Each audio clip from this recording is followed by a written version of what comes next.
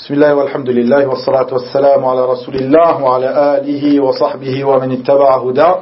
Amma ba'du. Donc ici la deuxième assise d'aujourd'hui concernant al-qawa'id al-fiqhiyya al-khams al-kubra, donc les 5 grandes règles de fiqh. Comme nous l'avons expliqué précédemment, cette série de cours seront des cours concis et brefs concernant les grandes règles de fiqh. Nous avons expliqué au cours précédent notre méthodologie, comme à notre habitude, notre méthodologie que nous allons suivre dans ces cours, et nous avons expliqué aussi le sens de al-qawa'id al-fiqhiyya, donc les grandes ou les règles de fiqh, et en particulier celles que nous allons étudier ici, les 5 grandes règles de fiqh. Ce que j'ai oublié d'évoquer au cours dernier, les livres vers lesquels vous pouvez revenir pour étudier et pour comprendre ces règles de fiqh. Je ne citerai pas les livres qui sont des livres qui seront plus adaptés aux étudiants en sciences, certains livres qui sont peut-être un peu plus compliqués, comme Al-Qawa'id l'Ibn Rajab, comme cela, Al-Ajba wa al-Nadha'ir de Ibn al-Nujaym, Al-Hanafi, etc., ce qui sont des livres connus chez Talabat al-Ilm. Mais ici, je vous orienterai surtout vers un livre qui est à la base une poésie, qui est très, très bénéfique, que ce soit pour les étudiants en sciences et pour autre que cela. Et comme cela, nos savants ont l'habitude de faire l'explication de cette poésie, explication qui a été faite par celui qui a écrit la poésie d'une manière très concise. Puis vous trouverez un grand nombre de savants qui aura expliqué dans des cours audio comme cela à l'écrit cette poésie qui est Mandumat al-Qawa'id al-Fiqhiyya, donc la poésie concernant les règles du fiqh de cet imam Abdurrahman ibn Nasir al-Sa'di rahimahullahu ta'ala, qui est un livre très très bénéfique, ou qui est une poésie avec son explication de celui qui a écrit cette poésie qui est très très bénéfique. Aussi, je vous orienterai vers une série de cours qui pourra être dispensée par certains parmi les ulama concernant les 5 grandes règles du fiqh que nous étudions ici dans notre série de cours, comme cela, cette série de cours dispensée par Cheikh Mohammed Bazmoul, qui fait partie des savants de Mecca, Hafidahullah Ta'ala. Cette série de cours sur laquelle nous appuierons dans l'explication que nous donnerons de ces règles de fiqh, ces 5 grandes règles du fiqh. Comme cela, Cheikh Abdelmajid Jumu'ah Al-Jazairi, qui a expliqué dans une série de cours audio cette série de 5 règles. Comme cela, cette série de cours qui fut commencée par notre Cheikh Sulaiman Al-Ruhayli, Hafidahullah Ta'ala, il y a peu de temps, dans une dawra, dans un séminaire qui est donné actuellement encore dans la ville du prophète Mohammed sallallahu alayhi wa sallam, al-Médina, dans la mosquée Sayyid al-Shuhada, une dawra avec d'autres parmi les ulama, parmi eux notre Cheikh Abdurrahman Muhiddin Hafidahullah Ta'ala, où ce dernier, donc c'est-à-dire Cheikh Sulaiman Al-Ruhayli Hafidahullah, donne cours sur Al-Mandouma al-Ahdal, qui est un savant yéménite, al-Ahdal, qui s'appelle Al-Fawaid al-Bahiyya. C'est une mandouma, c'est une poésie qui regroupe les règles du fiqh, et donc Cheikh Sulaiman Hafidahullah donne l'explication simplement des 5 grandes règles que nous allons expliquer ici dans notre série de cours. Il est en train de les expliquer, je pense qu'il est arrivé au 3e cours. Walhamdulillah, ça fait, il me semble, 1 semaine qu'ils ont commencé cette dawra, donc si vous avez l'occasion de la suivre, ceci est très profitable.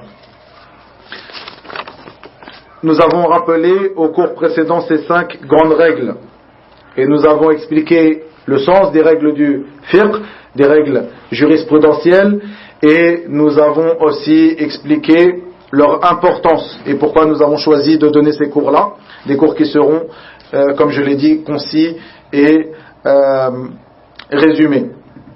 Ici, nous commencerons par la première de ces grandes règles que nous avons traduites par une traduction approximative, les œuvres selon leur but. Les œuvres selon leur but, que nous pouvons aussi exprimer d'une autre manière, les actions ne valent que par leurs intentions. Et ceci d'après la parole du prophète Mohammed sallallahu alayhi wa sallam, ce hadith que vous connaissez tous, qui est un hadith authentique, où il dit, dans le sens approximatif, les actions ne valent que par leurs intentions. Al-umur bimaqasidiha. Et donc la parole du prophète sallallahu alayhi wa sallam, innamal a'malu binniyat.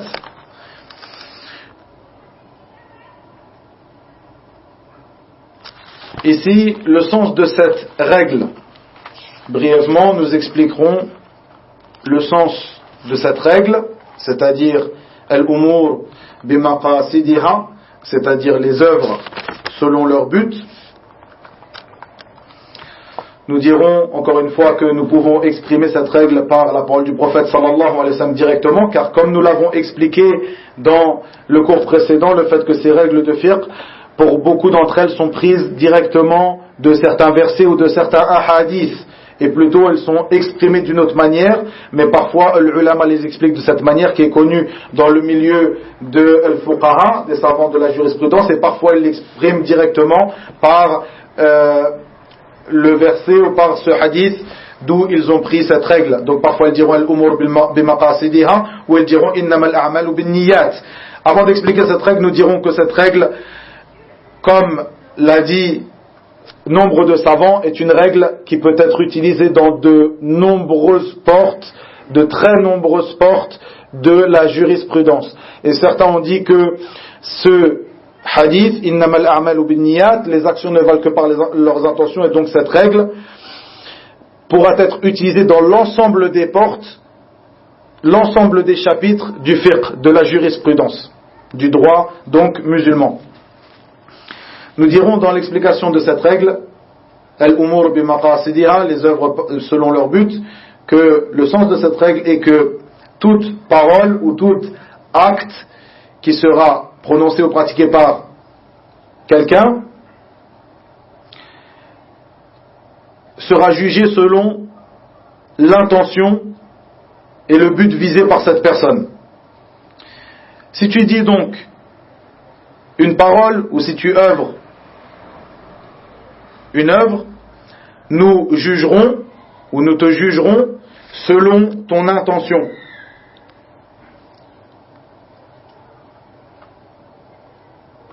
Ceci est le but voulu par cette règle, les actions selon leur but. Nous dirons, après cela, nous expliquerons ce que veut dire an-niyya. Donc, an-niyya ou le qasd, nous avons dit donc les œuvres selon leur but, al-umur bimaqasidiha ou innamal a'malu binniyat, les œuvres selon leurs intentions. Il nous convient de définir ce que veut dire al-qasd ou ce que veut dire an-niyya, l'intention. On a l'habitude d'entendre cela, les intentions, an-niyya, mais qu'est-ce que cela veut dire? Les savants disent que an-niyya, c'est al-irada, c'est-à-dire c'est le voulu de la personne. Et certaines personnes parmi les gens de science disent que an-niyya, l'intention est plus particulière que le voulu de la personne. C'est pour ça qu'on dira un tel a voulu quelque chose, donc tu pourras juger sur l'intention, sur le voulu, de ton prochain, mais tu ne jugeras pas sur son intention. C'est pour ça qu'en français on dit le voulu et l'intention. On fera la différence entre ces deux mots-là. Même si certains parmi les gens de science expliquent niyya par al-irada, c'est-à-dire le voulu, le but visé par cette personne. Et la différence entre les deux, comme l'ont expliqué les gens de science, est que la niyya, l'intention est une chose qui est voulue par une personne, mais que seule cette personne pourra exprimer, pourra te dire quelle est-elle. C'est-à-dire que toi, tu peux donner un jugement sur le vouloir de ton voisin, dire un tel a voulu par cela faire le bien, par exemple, mais tu ne pourras pas donner un jugement sur son intention, ce qu'il a dans son cœur. Et lui-même sera le seul capable à exprimer ce qu'il avait dans son cœur, ce qu'il a eu comme intention. Voilà l'explication de ce terme, an-niyya, l'intention. Bien sûr, les preuves de cette règle sont nombreuses, et parmi les preuves les plus flagrantes, ce hadith que nous avons cité, innamal a'malu binniyat, les actions ne valent que par leurs intentions. Ici, un point très important que nous allons détailler ici, le fait que an-niyya, l'intention, a deux paliers ou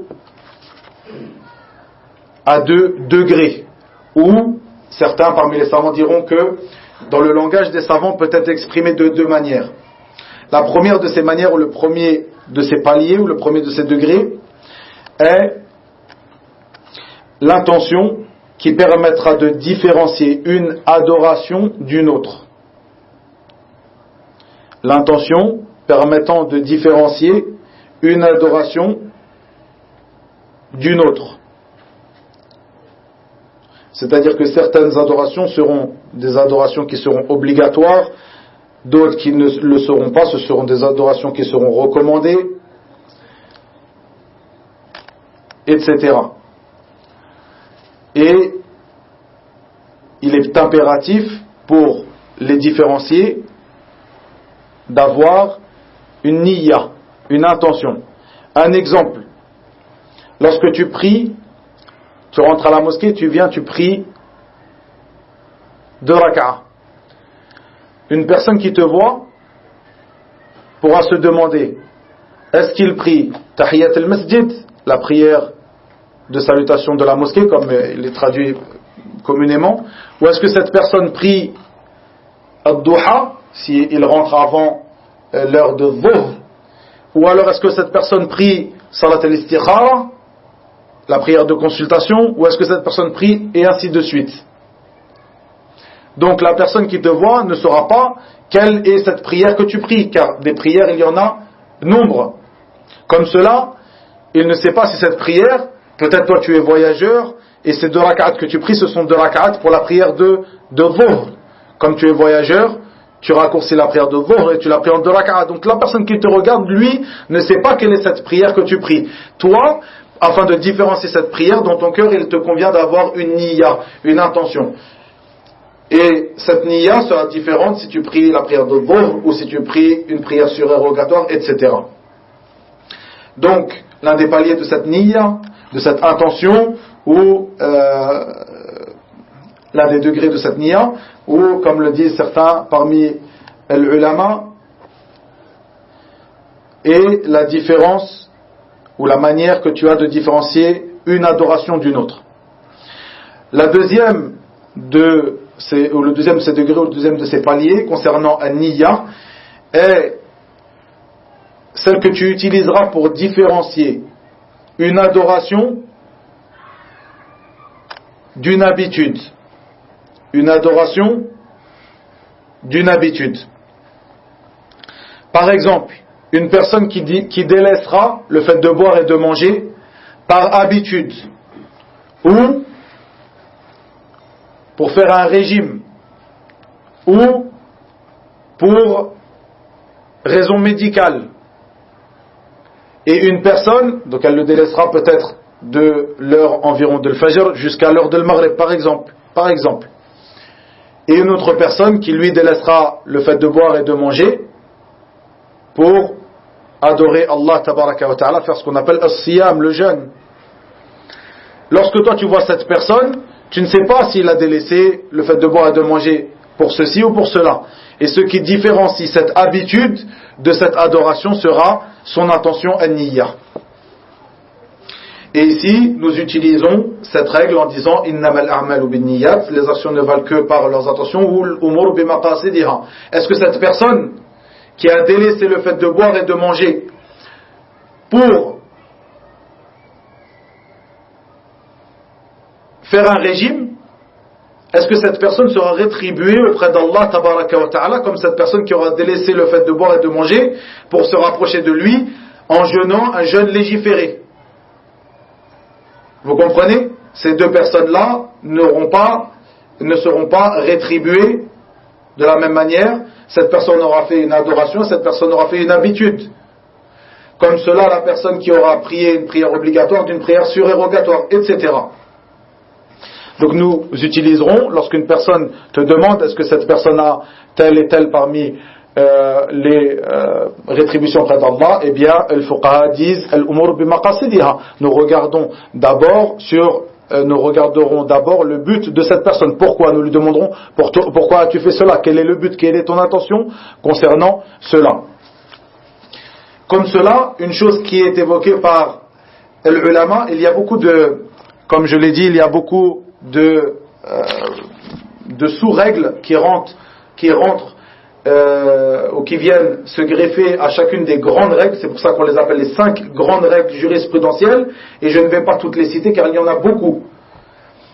Il y a beaucoup de masail, c'est-à-dire de points qu'il faudra détailler, ceci dans des livres et peut-être dans des cours que nous ferons plus tard. Ici, ce qui est voulu, c'est vraiment de vous mettre en avant ces grandes règles qui nous seront bénéfiques lorsque nous les aurons comprises dans notre vie de tous les jours et dans notre vie religieuse et dans notre manière que nous aurons d'adorer Allah tabaraka wa ta'ala, et dans notre manière de comprendre les avis des savants, leurs fatawa, leurs avis juridiques, et de comprendre la jurisprudence islamique.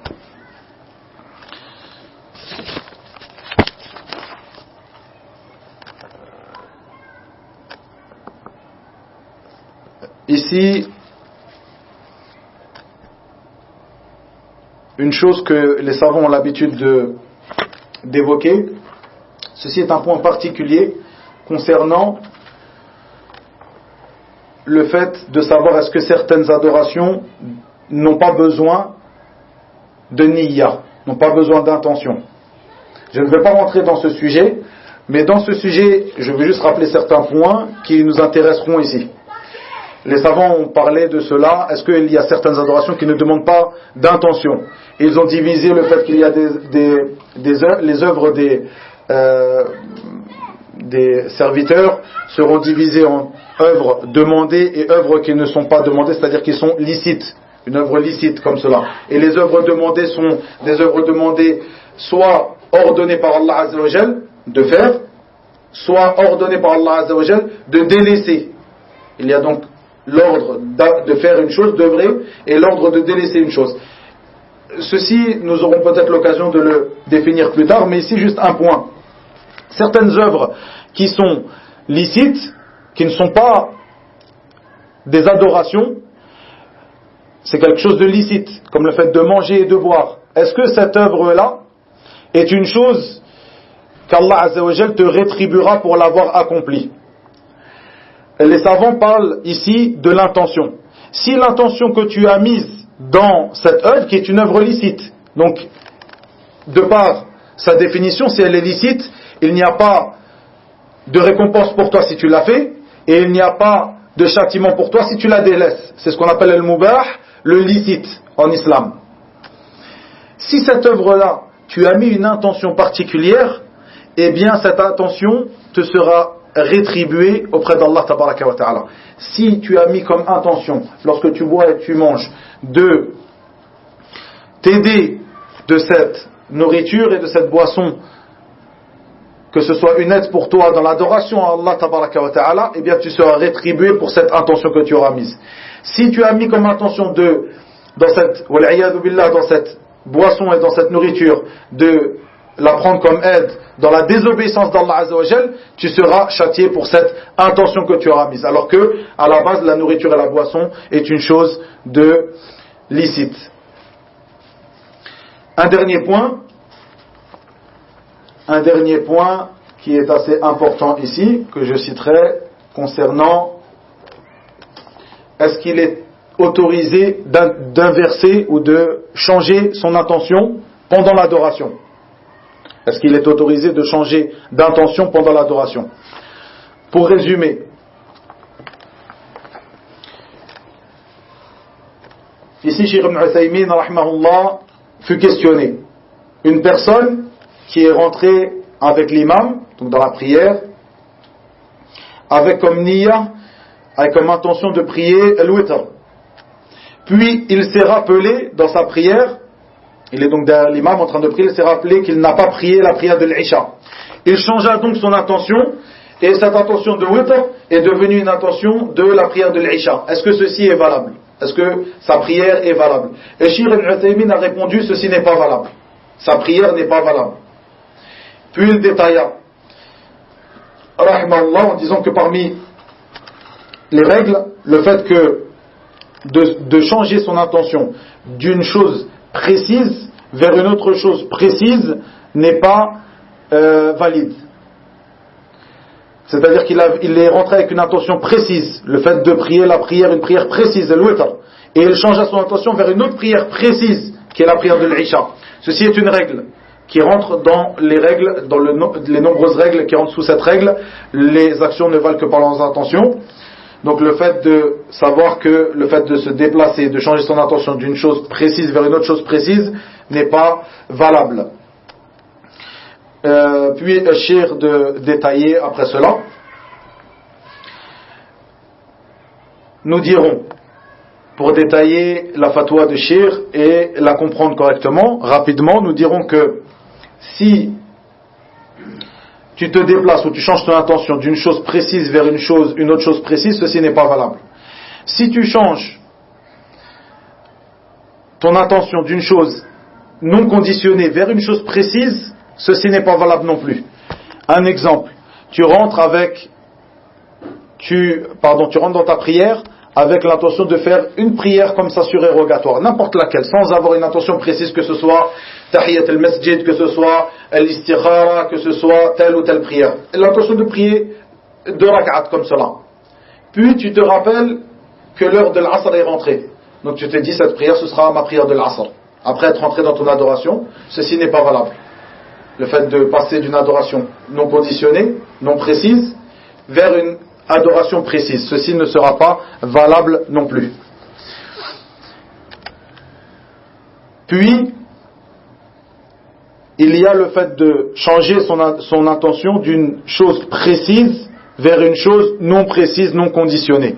À ce moment-là, le fait de changer ton intention sera une chose valable et autorisée. C'est-à-dire que tu rentres dans ta prière, tu rentres dans une prière, comme le dit ici Cheikh Mohamed Bazmoul, une personne qui rentre dans sa prière comme intention de faire la prière de l'Fajr. Puis, il vient dans son cœur, donc, le fait où il voit qu'il va rendre cette prière comme étant une prière surérogatoire, sans condition. N'importe quelle prière surérogatoire. De faire que ces 2 rak'ahs, ce sont une prière surérogatoire. Ce n'est pas une sunna attachée à la prière de l'Fajr. Non, une prière surérogatoire comme cela. Eh bien, Cheikh dit ici que ceci est autorisé. Car, comme les savants l'ont indiqué, ceci sera valide, donc le fait de se déplacer ou de changer son intention d'une intention précise, d'une adoration précise vers une adoration qui ne le sera pas. Voici pour résumer ce point concernant une de ces nombreuses règles qui se retrouvent sous cette règle qui est l'une des 5 grandes règles jurisprudentielles, qui est les œuvres selon leur but, ou les œuvres ne valent que par leurs intentions. Wa ilahuna wa billahi tawfiq wa sallallahu wa sallam wa barak ala nabiyyina Muhammad wa akhiru da'wana anil hamdulillahi rabbil alamin.